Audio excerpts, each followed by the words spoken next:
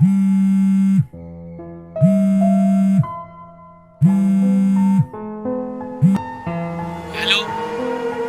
কি এইসব তুই কি বলছিস?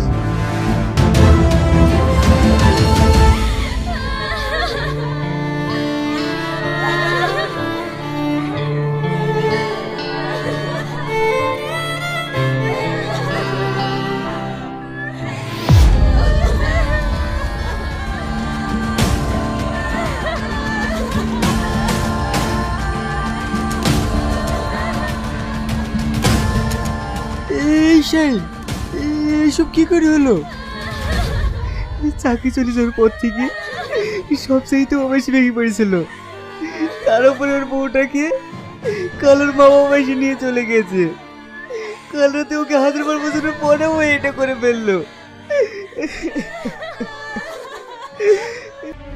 তবে তোরা কথা দে, আমাদের যা কিছু হয়ে যাক, আমরা কেউ কাউকে ছেড়ে দেবো না।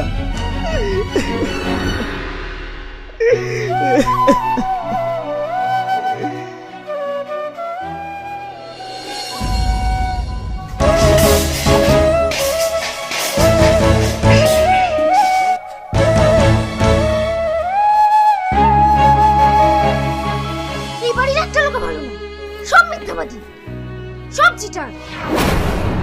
কি করছো বৌমা? তোমার কি মাথা খারাপ হয়ে গেছে? তুমি কি পাগল হয়ে গেছো?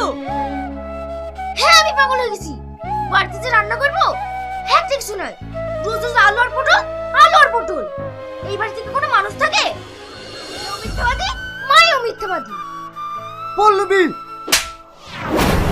আমি আর এই বাড়িতে কখনো থাকবো না। পল্লবী, এই মুহূর্তে তুমি আমাকে ছেড়ে যেও না। আমার চাকরি চলে গেছে, আমি এই নিয়ে প্রচুর টেনশনে আছি। এখন তুমি যদি চলে যাও, আমি একা হয়ে যাব। মা, তুমি আমাকে ছেড়ে যেও না। মা, তুমি আমাকে ছেড়ে যেও না। তোকে আর ওই ছেলে ভাত খেতে হবে না। আমি তোকে ওই বাড়িতে যেতে দেব না। এখন ওই ছেলের ভাত খেয়েই বা কি করবে? ছেলে তো এখন হ্যান্ডিক্যাপ। মাস্টারের চাকরিটা ছিল সেটাও তো চলে গেছে। আবার শুনছি নাকি এতদিন যা বেতন পেয়েছে সব সুদ সমেত ফেরত দিতে হবে। এখনো অত টাকা পাবে কোথায়? শুধু চাকরির টাকা ফেরত দিতে হলেও হতো। এদিকে আবার ব্যাংক থেকে লোন তুলে বাড়ি তৈরি করেছে, সেই লোনের কিস্তি দেবে কোথা থেকে? ওই ছেলের এখন মরণ ছাড়া কোনো উপায় নাই। ওর ভাত না খেতে দেওয়াই ভালো। কি সব আবল দল বকছিস? ওর একটা মেয়ে আছে, তাছাড়া ওর চাকরি চলে গেছে তো কি হয়েছে? ও একটা ছেলে, তাছাড়া ও বিভিন্ন কাজ করেও সংসার চালাতে পারবে। এইসব ভুলভাল ডিসিশন নিস না। এটা যদি তোমার মেয়ে হতো তাহলে ওই ছেলের ভাত খেতে দিতে? কি রে, তুই ওই ছেলের ভাত খাবি? না, আমি ওর ভাত খাবো না।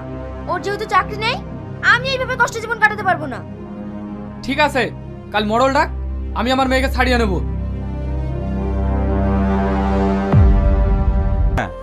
এই মেয়ে, তুমি যে ওর সঙ্গে থাকতে চাও না, কি কারণে থাকতে চাও না সেটা তো বলো। মোড়ল সাহেব, ওর সাথে কিভাবে থাকবো বলুন? একটা মেয়ে তার স্বামীর কাছ থেকে কি চায়? যে মানুষটা দুবেলা পেট ভরে খাবার দিতে পারে না, যার একটা শাড়ি কেনার ক্ষমতা নাই, সেই মানুষটার সাথে আমি কিভাবে থাকবো বলুন? পল্লবী, আমি তোমাকে দুবেলা খেতে দিতে পারিনি, আমি তোমাকে জামা কাপড় কিনে দিতে পারিনি, সে তুমি এত বড় মিথ্যে কথা বলতে পারলে? চুপ করে গেলি কেন? তোকে যে কি কারণে মারধর করে সেটা তো সবার সামনে বল। হ্যাঁ মোড়ল সাহেব, ও রোজ রাতে মদ গিয়ে এসে আমাকে মারধর করে, নোংরা ভাষায় গালিগালাজ করে। তাহলে আপনারাই বলুন, আমি ওই বাড়িতে কিভাবে থাকবো? পল্লবী, আমি মদ খাই, আমি তোমাকে গালিগালাজ করি, তুমি এত বড় মিথ্যা অপবাদ দিতে পারলে? আজ আমার চাকরিটা নেই বলে আমি তোমাদের কারো কাছে মানুষ না।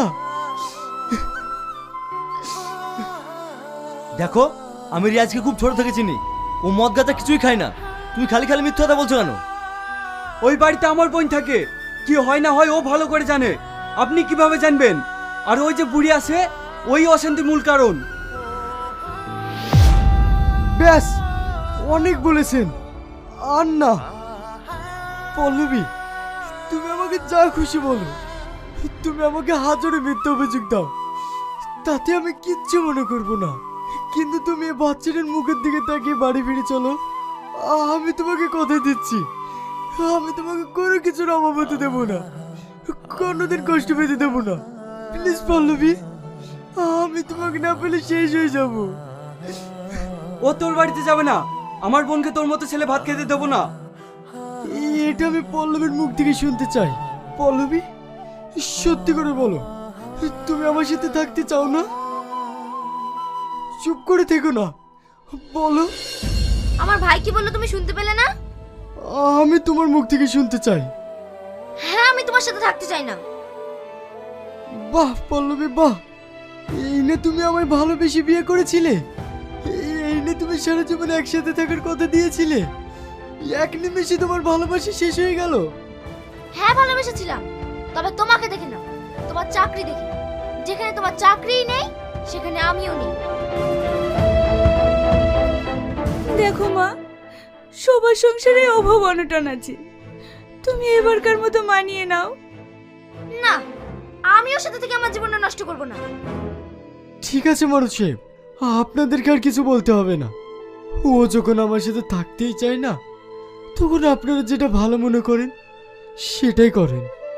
হ্যাঁ মোড়ল সাহেব, আমি আমার মেয়ের বিয়েতে জামাইকে 10 লাখ টাকা দিয়েছিলাম, সেই 10 লাখ টাকা দিয়ে দিতে বলুন, আমি আমার মেয়েকে দিয়ে ডিভোর্স করিয়ে নিচ্ছি। তাহলে রিয়াজ, তোমার বউ তো এখন তোমাকে ডিভোর্স দিতে চাই, কিন্তু বিয়েতে যে তোমাকে 10 লক্ষ টাকা দিয়েছে সেই টাকাটা যে তোমাকে এখন ফেরত দিতে হবে। মরল সাহেব, আমি এখন এতগুলো টাকা কোথায় পাবো? আমার যে চাকরিটা ছিল সেটাও নেই। তুই কোথায় টাকা পাবে সেটা আমরা দেখতে যাবো না, তুই তাড়াতাড়ি টাকা ফেল, আমার বোন তোকে ডিভোর্স দিয়ে দেবে। হ্যাঁ রিয়াজ, তোমাকে 7 দিন সময় দেওয়া হলো, এই 7 দিনের মধ্যেই তোমাকে টাকা ফেরত দিতে হবে, আর সেই দিনই তোমার বউ তোমাকে ডিভোর্স দেবে। আজকের আলোচনা এখানেই শেষ।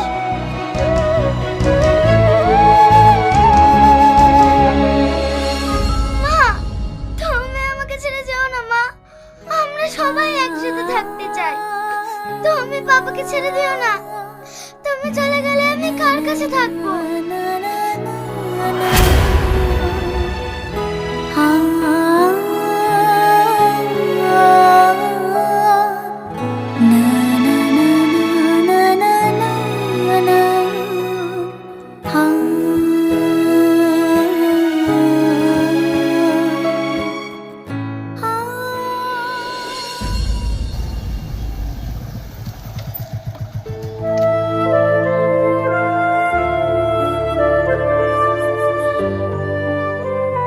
কি ব্যাপার আপনারা? হ্যাঁ, আমরা ব্যাংক থেকে এসেছি। আপনি ব্যাংক থেকে যে হোম লোন নিয়েছেন তা 3 মাসের কিস্তি বাকি আছে। এর আগে আপনাকে 2বার ওয়ার্নিং দেওয়া হয়েছে, তবুও আপনি কিস্তি জমা দেননি।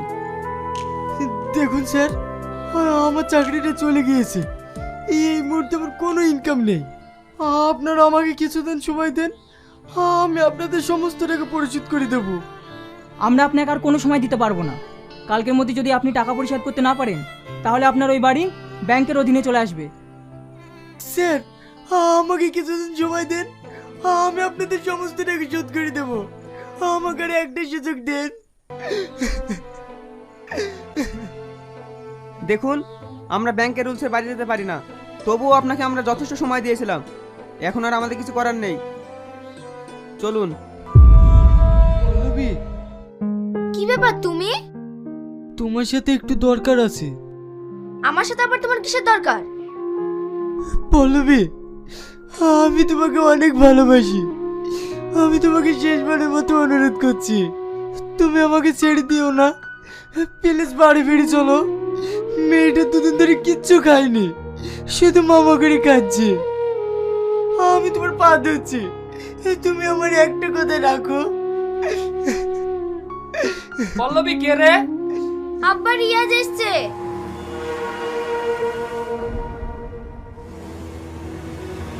এই তুই আমাদের বাড়িতে কি করতে এসেছিস? যা হওয়ার তো সেদিন মিটিং হয়ে গেছে, বেড়া বাড়ি থেকে।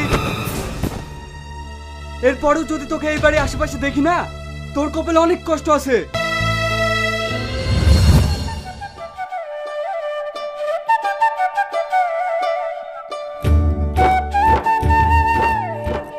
মার দিয়েন না, আমি অত খেতে পারবো না। পারবো না বললে হবে? তুমি আমাদের একমাত্র জামাই, যা দিয়েছি সব খেয়ে নাও। খেলেন ভাই খেলেন, আব্বা আবার বাজার থেকে 2 কেজি খাসির মাংস নিয়ে আসলো, এখন সারাদিন খেয়েই যেতে হবে। সেটা আর হবে না, এখন আবার আমাকে বাড়ি ফিরে যেতে হবে, কাল আবার স্কুল আছে।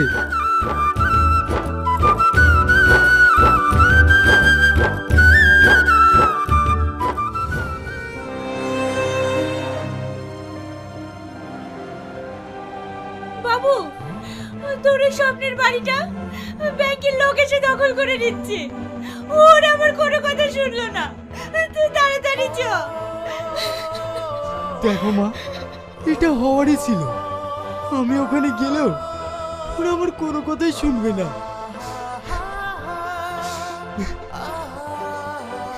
যাক, এই একটা দিক থেকে তো মুক্তি হলাম, আর একটা কাজ বাকি থাকলো। কি?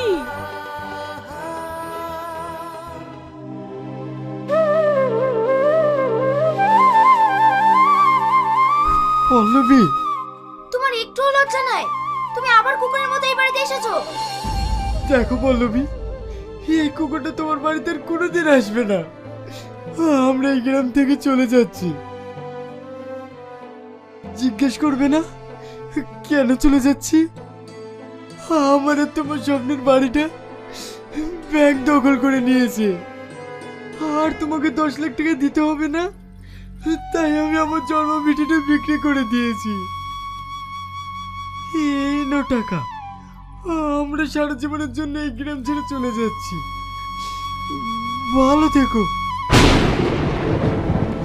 চলো মা।